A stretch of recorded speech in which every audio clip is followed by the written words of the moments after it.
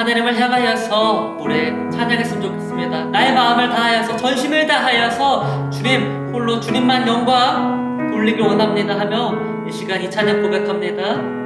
완전하신 나의 주 그의 길로 날 인도하소서.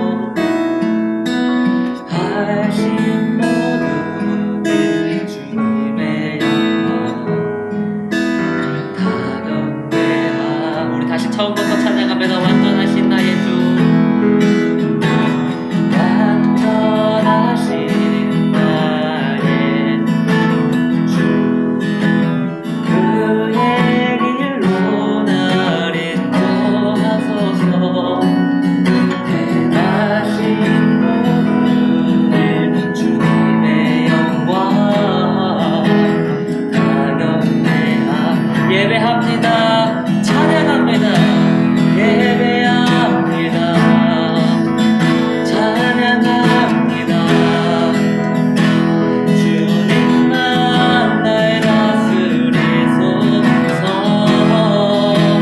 예배합니다. 찬양합니다. 주님 홀로. 우리 처음부터 찬양합니다. 완전하신 나의 주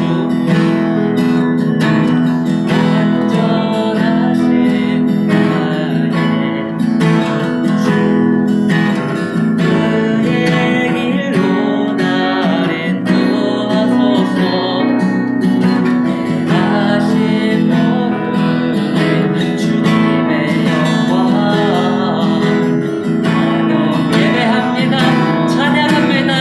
손을 들면 찬양합니다. 예배합니다. 찬양합니다. 주님만 날 다스리소서. 예배합니다. 주님 홀로 주님 홀로 다시 찬양합니다. 예배합니다. 예배합니다. 찬양합니다. 주님만 날 다스리소서. 예배합니다. 찬양합니다. 주님 홀로 높임 받으소서. 이 시간 하나님을 향하여서 기도했으면 좋겠습니다. 하나님, 오늘 이 시간도 우리가 주님께 예배드리기를 원합니다. 하나님, 간절한 마음을 가지고서 온전히 주님께 영광 돌리며 주님께 집중하길 소망합니다. 하나님, 나의 마음을 어루만져 주시옵소서. 그리고 온전히 주님께 집중하며 아버지 이 예배를 통해서 은혜 받고 더욱더 이번 한 주간도 더욱더 주님의 말씀 따라서 살아갈 수 있게 해달라고 이 시간 함께 기도하겠습니다.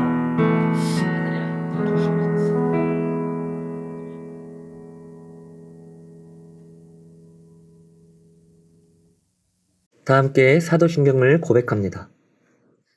나는 전능하신 아버지 하나님, 전지의 창조주를 믿습니다.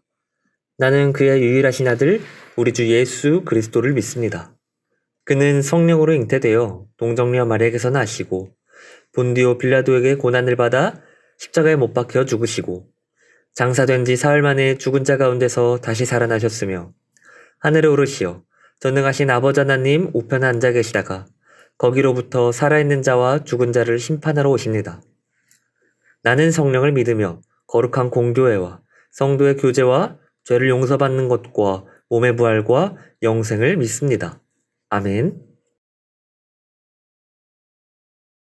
함께 기도합니다.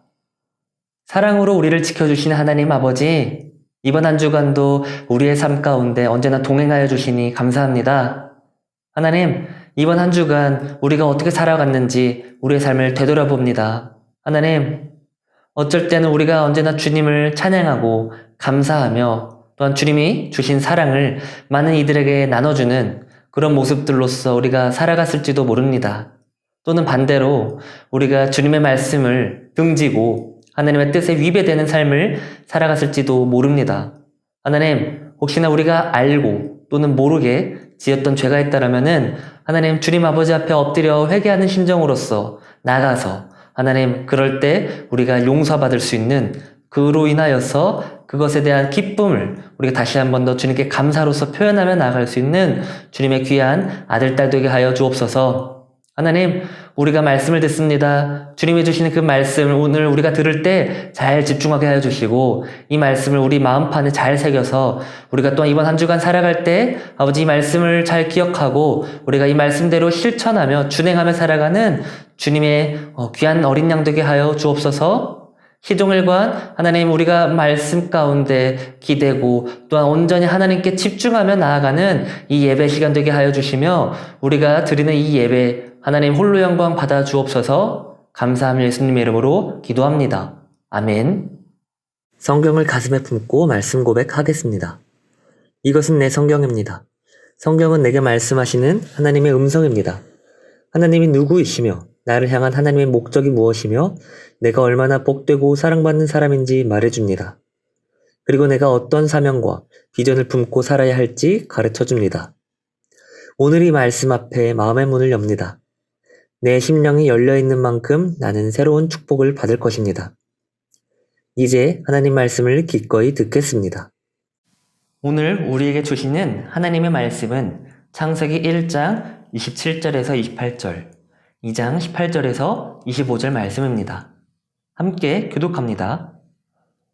하나님이 자기 형상, 곧 하나님의 형상대로 사람을 창조하시되 남자와 여자를 창조하시고 하나님이 그들에게 복을 주시며 하나님이 그들에게 이르시되 생육하고 번성하여 땅에 충만하라. 땅을 정복하라. 바다의 물고기와 하늘의 새와 땅에 움직이는 모든 생물을 다스리라 하시니라. 여호와 하나님이 이르시되 사람이 혼자 사는 것이 좋지 아니하니 내가 그를 위하여 돕는 배필을 지으리라 하시니라. 여호와 하나님이 흙으로 각종 들짐승과 공중의 각종 새를 지으시고 아담이 무엇이라고 부르나 보시려고 그것들을 그에게로 이끌어 가시니 아담이 각 생물을 부르는 것이 곧 그의 이름이 되었더라. 아담이 모든 가축과 공중의 새와 들의 모든 짐승에게 이름을 주니라. 아담이 돕는 배필이 없으므로 여호와 하나님이 아담을 깊이 잠들게 하시니 잠들매 그가 그 갈빗대 하나를 취하고 살로 대신 채우시고 여호와 하나님이 아담에게서 취하신 그 갈빗대로 여자를 만드시고 그를 아담에게로 이끌어 오시니 아담이 이르되 이는 내 뼈 중에 뼈요 살 중에 살이라. 이것을 남자에게서 취하였은즉 여자라 부르리라 하니라. 이러므로 남자가 부모를 떠나 그의 아내와 합하여 둘이 한 몸을 이룰지로다. 아담과 그의 아내 두 사람이 벌거벗었으나 부끄러워하지 아니하니라. 아멘. 여러분, 이번 한 주간 잘 보냈나요? 혹시 여러분 지난 주일에 우리가 어떤 메시지를 나눴는지 혹시 기억하는 사람이 있나요? 바로 성경을 처음 딱 폈을 때 나타나는 창세기 1장, 바로 하나님의 천지창조 이야기에 대해서 우리가 살펴봤습니다. 그리고 오늘은 하나님께서 여섯째 날에 창조하셨던 인간 창조 이야기에 대해서 깊이 나눠보겠습니다. 창세기 1장과 2장에는 각각 이 세상을 만든 이야기가 기록되어 있어요. 하나님께서 이 세상과 인간을 창조했다라는 이야기는 같아요. 그런데 조금만 자세하게 읽어보면 인간을 창조하신 방법이나 그 순서가 1장과 2장 사이에는 조금 다르게 묘사되어 있답니다. 그러나 우리가 읽는 성경에 미세하게 다른 인간 창조 이야기가 창세기 1장과 2장 모두에 기록되어 있는 이유는 하나님께서 이 두 이야기를 통해서 우리에게 전달해주는 메시지가 분명히 있기 때문이 아닐까요? 오늘은 창세기 1장과 2장에 등장하는 각각 인간 창조 이야기를 비교하면서 성경에 말해주는 남녀 사이의 건강한 관계는 과연 무엇인지 살펴보도록 하겠습니다. 몇 년 전부터 페미니즘, 여성주의라는 단어가 대한민국에서 뜨거운 화두로 오르락 내리락 하기 시작했습니다. 여러분은 이 단어, 페미니즘이라는 단어를 들었을 때 어떠한 감정을 갖게 되나요? 여러분들 각자 다 다를 거라고 생각을 합니다. 페미니즘은 남성 우월주의 또는 가부장주의의 저항하기 위해서 시작했던 운동이었어요. 즉, 여성이 남성보다 아래 위치한다는 사람들의 그 생각과 공동체 안에 형성된 그 남성 중심의 문화를 무너뜨리고 남성과 여성 모두가 같은 선상에서 동등한 존엄성을 가진 존재임을 깨우치기 위해서 여성들이 주도적으로 이끌었던 운동이었어요. 그러나 우리 중에는 극단적이고 건강하지 못한 이 페미니즘 운동을 대중매체에서 자주 접하게 되면서 여성이 남성보다 우월하다거나 남성은 혐오의 대상이라고 주장하는 이들을 가리켜서 페미니스트라고 왜곡해서 정의하고 있는 사람이 분명히 우리 중에 있을 거라는 말입니다. 우리가 왜곡된 현실을 접하게 되니 자연스럽게 우리의 생각도 왜곡될 수밖에 없다는 것, 그것이 전도사님에게는 참 안타깝습니다. 학교에서 또는 개인적으로 이 세계사를 공부해본 사람들은 근대화로 넘어가는 시점에서 수많은 국가에서 혁명이 일어났으며 혁명을 통해 시민의 권리가 많이 생겼다는 역사적 사실을 아마 알고 있을 거예요. 그 중에 하나가 바로 국가의 지도자를 뽑기 위해 투표할 수 있는 참정권이었습니다. 하지만 혁명이 일어났을 때부터 남성 시민과 여성 시민 사이에 완벽한 평등이 존재했을까요? 분명 아니겠죠. 1918년 영국 정부는 21세 남성 시민과 30세 여성 시민들에게만 참정권을 부여해줬습니다. 국가의 지도자를 뽑는 이 참정권에 성별에 따른 나이 제한을 둔 것은 엄연한 성차별이라고 여러분들은 생각하지 않나요? 이처럼 성별에 따른 나이 제한을 둔 것을 성차별이라고 인지한 이 영국 여성들은 남성의 권리와 남성과 같은 권리를 얻기 위해서 10년 동안 투쟁을 펼쳤으며 1928년이 돼서야 남녀 모두가 같은 나이인 21세부터 참정권을 얻게 되었습니다. 영국 여성들의 이 참정권을 얻기 위한 투쟁이 바로 1세대 페미니즘 운동이라면은 2세대 페미니즘 운동은 바로 미국에서 벌어졌습니다. 이 미국의 페미니즘 운동은 모든 미국 여성이 아니라 특히 흑인 여성들에 의해서 시작됐다는 것이 매우 인상적인 이야기입니다. 이것은 무엇을 의미할까요? 같은 여성이더라도 인종과 경제적 위치가 다른 백인 중산층 여성과 흑인 빈민층 여성 사이에 사회적 차별이 존재했다라는 것입니다. 이런 상황에서 용감한 흑인 여성들은 흑인 여성의 권리가 백인 여성과 동등해질 수 있도록 투쟁했는데 이 투쟁 운동을 가리켜서 워머니즘이라고 말합니다. 이 워머니즘이라는 사례를 봤을 때 꼭 남성과 여성이 서로 대립각을 세워서 싸우는 운동만을 가리켜 페미니즘 운동이라고는 말할 수 없지 않을까요? 그렇다면 우리는 이러한 역사적 사실을 근거로 이 페미니즘의 모습을 어떻게 건강하게 이해하면 좋을까요? 넓은 의미로서의 이 페미니즘 운동은 여성에게만 허용된 일이 아니라 성별을 넘어서서 인종, 나이, 학력, 경제적인 위치 등의 이유만으로 수직적인 인간관계를 만들려고 했던 우리의 생각을 수평적으로 바꿔주는 작업이라고 생각하면 좋을 것 같습니다. 오늘 우리가 읽은 창세기 1장 27절에서 28절 말씀에서는 하나님께서 이 남자와 여자를 자신의 형상대로 창조했다라고 기록되어 있어요. 그리고 창세기 2장 18절에서 25절 말씀에서는 하나님께서 남자를 먼저 흙으로 창조한 뒤 외롭게 있는 남자를 보고 그의 짝꿍을 만들어주기 위해 이 남자의 갈비뼈로 여자를 순서대로 창조했다라고 기록되어 있습니다. 이 인간 창조 이야기는 분명히 같지만 조금 미세하게 다른 이야기가 1장과 2장에는 각각 기록되어 있어요. 앞서 말했던 것처럼 둘 중 어떤 이야기가 맞는 거지? 뭐가 진짜야? 뭐가 가짜야? 라고 구분할 필요는 없습니다. 이 두 가지 이야기가 함께 있을 때, 함께 공존할 때 우리가 전달받을 수 있는 하나님의 분명한 메시지가 있기 때문이지요. 앞에 화면을 볼까요? 한번 읽어보겠습니다. 남자와 여자가 똑같이 만들어졌습니다. 1장은 남자와 여자를 동시에 창조하셨다고 기록하고 있으며 2장은 남자와 여자를 순서대로 창조하셨다고 기록하고 있습니다. 1장과 2장의 인간 창조 이야기는 다른 구성으로 전개됩니다. 하지만 성경은 여자나 남자나 하나님의 형상으로 만들어진 평등한 존재라는 사실을 강조합니다.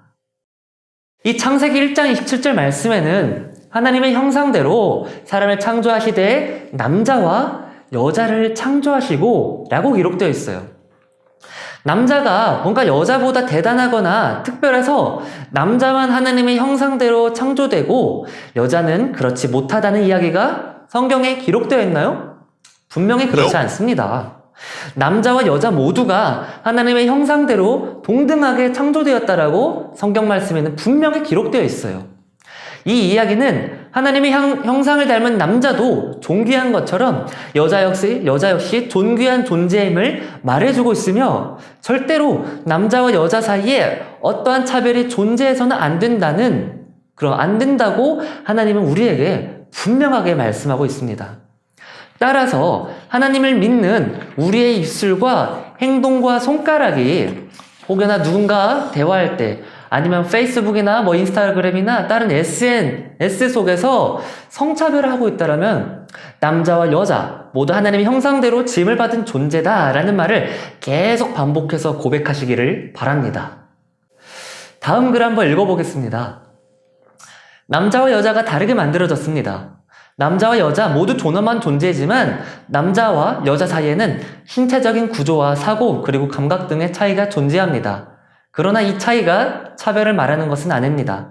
하나님께서 여자를 남자의 돕는 사람으로 만들었지만 이 의미는 없어서는 안 될 존재이지 남자보다 하등한 존재를 의미하지 않습니다.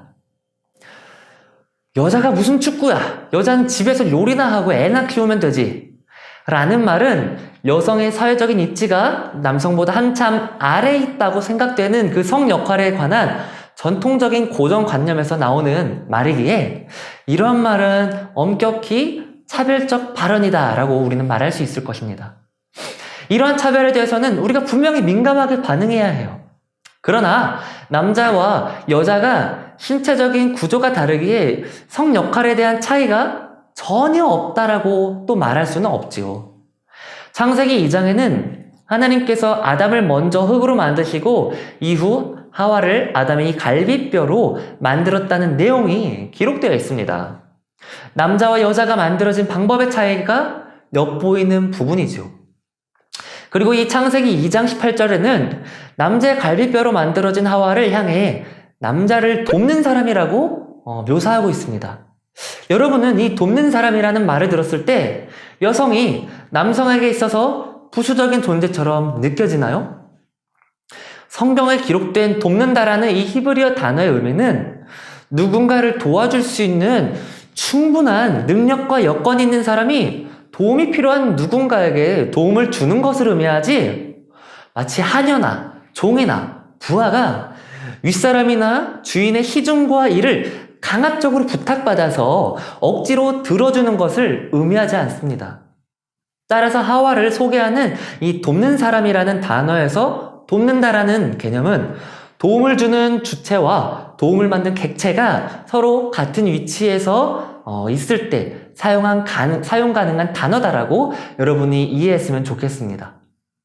또한 이 성경은 남자와 여자의 차이를 인정하지만 그 차이가 여자를 남자보다 못나거나 하찮은 존재로 만들었다는 의미가 아니라는 사실을 또 함께 기억하기를 바랍니다. 혹시 성경을 읽다가 고린도전서 14장 34절에 기록된 여자는 교회에서 잠잠하라 라는 말을 보고 깜짝 놀라서 성경이 성차별을 조장하는 거 아니야? 라는 생각을 혹시 해본 적이 있지는 않나요? 우리가 이 문장만 보면은 성경이 성차별을 조장한다는 말에 어떠한 반론도 하지 못할 것이에요. 그러나 당시 고린도 교회의 상황과 본문의 앞뒤 내용을 함께 고려하고 읽게 되면은 이 오해를 풀 수 있게 됩니다. 고린도전서 14장 전반부에는 고린도 교회 여성 신자를 향한 훈계뿐만이 아니라 방언하는 사람에게도 훈계를 하고 있어요. 바울은 교회에 처음 온 사람이나 하나님을 안 믿는 사람이 방언하는 사람의 모습을 보고 두렵거나 또 무서워서 오히려 교회를 떠날 수 있으니 방언하는 사람을 향해 조용히 있어라 라고 이야기를 하고 있어요. 그렇다면 여자와 이 방언하는 사람을 같은 맥락에서 우리가 한번 살펴볼 필요가 있지 않을까요? 성경이 방언하는 사람 그 자체를 싫어해서 조용히 해 라고 말하는 것이 아니라 특정 상황에서 방언하지 말고 조용히 있으라고 말한 것처럼 여자 역시 여자 자체를 하대하거나 뭔가 비하하려는 목적으로 조용히 해 라고 말한 것이라고 우리는 봐서는 안 됩니다. 이 상황은 모든 사람이 예배에 집중할 수 있게끔 예배 시간에는 침묵을 지키고 만약 말씀에 관해 궁금증이 있으면 예배를 다 마치고 남편에게 물어보라라고 말한 것이라고 여러분들은 이 말씀을 꼭 기억하고 그렇게 이해하고 다른 사람들이 이런 것에 대해서 궁금해하거나 질문을 하거나 뭔가 성경에 대해서 아니면 기독교에 대해서 비난하려고 할 때 여러분들이 잘 논리적으로 변호해 주시기를 바랍니다. 사랑하는 우리 군산성광교회 중고등부 여러분, 오늘 우리가 함께 읽은 이 창세기 말씀이 죽은 말씀이 아니라 지금 여기에 살아 숨쉬는 말씀이라면 우리는 이 말씀을 붙잡고 어떻게 살아가야 할까요? 첫째, 남자와 여자는 모두 하나님의 형상대로 창조된 고귀하고 평등한 존재라는 사실을 기억하며 살아가기를 바랍니다. 둘째, 남자와 여자를 창조한 하나님을 믿는 기독교인인 우리는 성차별을 포함한 수많은 차별이 만연한 이 사회 분위기에 휩쓸려서 우리도 누군가를 지배하려고 하거나 누군가를 차별하려고 그러한 행동, 생각, 말을 하지 않기를 바랍니다. 셋째, 차별을 차별이라고 생각하지 못하며 살아가는 많은 사람에게 창세기에 기록된 하나님의 말씀을 전달해서 차별 없는 세상을 만드는데 꼭 일조하기를 바랍니다. 이번 한 주간도 살아가면서 알게 모르게 저지르는 차별 속에서 그것이 잘못된 것임을 분명히 깨닫고 회개하며 하나님이 알려준 올바른 길을 따라 살아가는 저와 여러분이 되기를 소망하며 말씀을 마칩니다. 함께 기도합니다. 사랑과 은혜가 많으신 하나님 아버지 감사합니다. 하나님, 오늘 우리에게 주시는 말씀을 우리가 깊이 묵상하고 우리에게 또한 깊은 진리의 깨달음을 우리에게 주고 있을 줄 압니다. 하나님, 오늘 말씀을 우리가 잘 묵상하고 또한 우리가 잘 되새기면서 우리가 어떠한 삶을 살아왔는지, 우리의 삶 속에서 어떠한 변화가 필요한지 우리의 삶을 되돌아보고 성찰하는 시간을 가지게 하여 주옵소서. 하나님, 이번 한 주간도 주님의 복된 은혜 가운데 거하며 살고 성령 하나님의 힘에 또한 그 권능에 의지하며 살아갈 수 있는 한 주간 되게 하여 주옵소서. 감사드리며 이 모든 말씀 예수님의 이름으로 기도합니다. 아멘. 다 함께 주기도문을 고백합니다. 하늘에 계신 우리 아버지, 아버지의 이름을 거룩하게 하시며 아버지의 나라가 오게 하시며 아버지의 뜻이 하늘에서와 같이 땅에서도 이루어지게 하소서. 오늘 우리에게 일용할 양식을 주시고 우리가 우리에게 잘못한 사람을 용서하여 준 것 같이 우리 죄를 용서하여 주시고 우리를 시험에 빠지지 않게 하시고 악에서 구하소서. 나라와 권능과 영광이 영원히 아버지의 것입니다. 아멘. 알림과 사귐. 영상으로 하나님께 예배드리는 여러분 모두에게 주님의 축복과 사랑이 넘쳐나기를 소망합니다. 2021년 군산성광교회 중고등부 임원을 모집합니다. 모집 대상은 중등부 회장과 부회장, 그리고 고등부 회장과 부회장으로 총 4사람을 모집합니다. 임원이 되길 희망하는 학생은 각 반 선생님께 1월 24일까지 자신의 의사를 전달해 주시기 바랍니다. 자격 조건은 담당 교역자와 함께 부서 사역을 준비할 수 있는 열정을 갖고 자신의 시간을 부서를 위해 사용할 수 있는 사람입니다. 2021년 군산성광교회 중고등부 예배팀 로그팀원을 모집합니다. 자세한 사항은 아래를 참고해 주시며 예배팀원이 되길 희망하는 학생은 각 반 선생님께 자신의 의사를 전달해 주시기 바랍니다. 이번 주부터 중고등부 새해 신방을 진행합니다. 신방 여부와 만남 시간을 각 반 선생님과 조율해 주시기 바랍니다. 매주 화요일마다 말씀 묵상 영상 링크를 안내해 드립니다. 매주 짧은 말씀을 듣고 영상 마지막에 나오는 질문을 곱씹어 보며 선생님, 부모님 또는 담당 교역자와 함께 이야기를 나누는 시간을 가지길 바랍니다. 이번 한 주간도 주님의 말씀을 붙들고 승리하는 삶을 살아가기를 소망합니다.